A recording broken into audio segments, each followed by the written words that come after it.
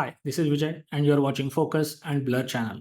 And today we are going to go over some of the global and local events which have taken place over the last few weeks and my take on those events.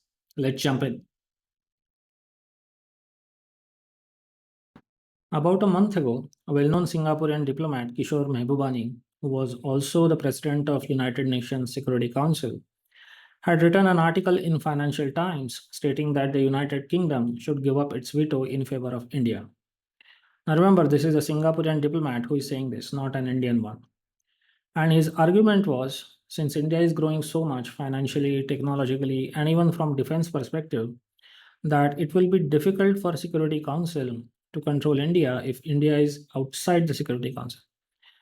Essentially, he is saying that India may or may not abide by Security Council resolutions if it's outside the Security Council.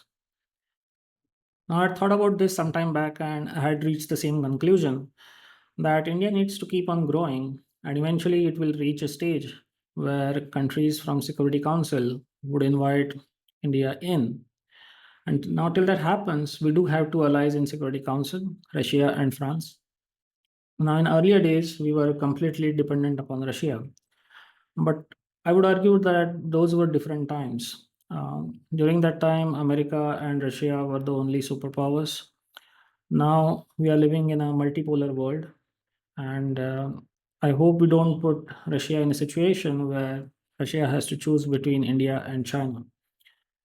And if it comes to that, hopefully France will be able to bail us out. So I think from strategic perspective, I think we are in a better condition since we are not dependent upon a single nation in the Security Council. Now on to some tech news. If you are interested in driverless car technology, there is some news for you. Now, Waymo, one of the leading driverless car companies, has raised close to 5 billion US dollars from its parent company Alphabet. And recently, Waymo released some data which states that Waymo is able to reduce crashes by 85%. I mean, crashes that involve injuries. And it can reduce overall crashes by 57%. So that's a lot better than human drivers. And the question I have is why isn't Waymo operating in more cities?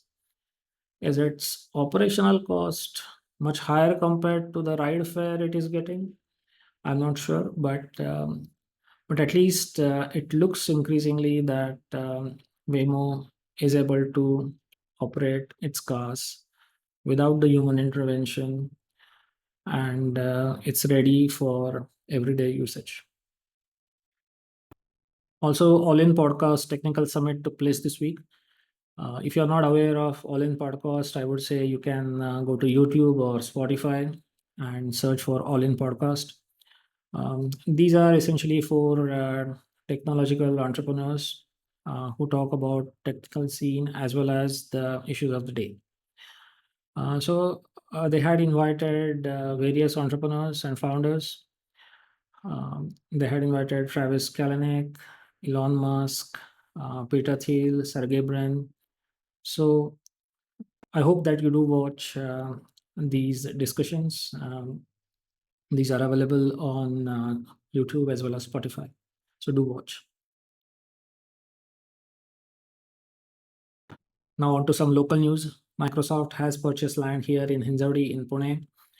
Most likely they will be expanding their data centers. Now my hope is that they will also have a tech hub here. So let's keep our fingers crossed. The second news item is about Tower Semiconductor and Adani are going to have a semiconductor plant here in Panvel. Center has not confirmed this news yet, but state government had released a statement about this. So hopefully that does happen, and Maharashtra would get finally a semiconductor plant of its own. Now, next news item is about Pune Municipal Transport (PMPML). As you may know, some buses are run by municipal transport and some buses are run by private contractors.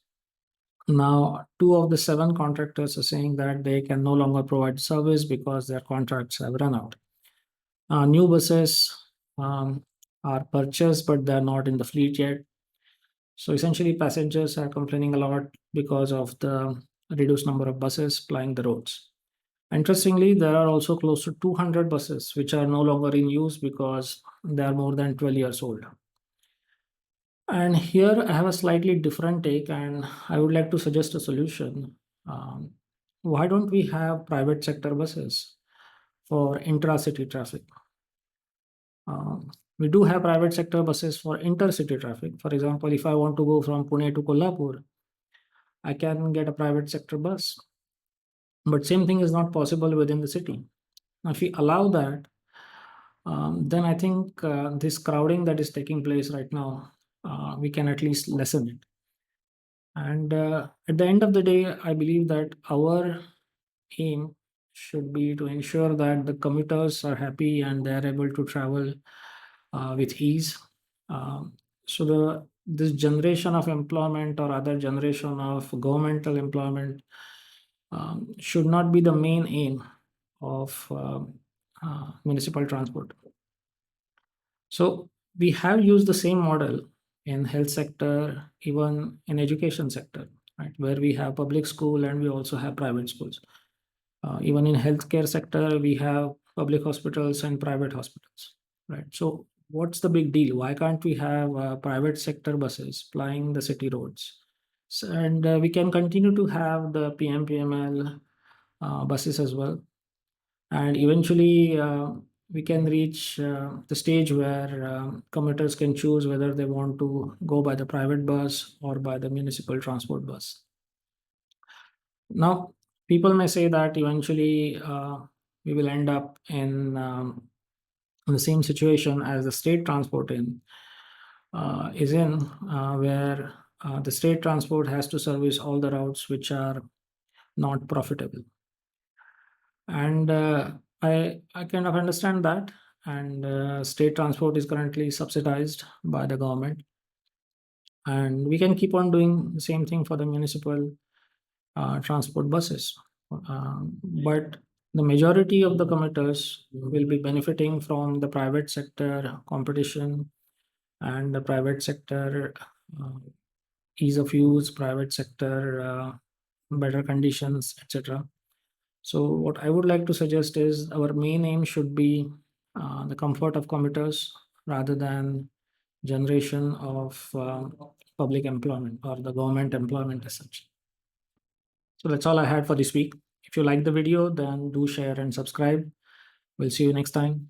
Till then, goodbye.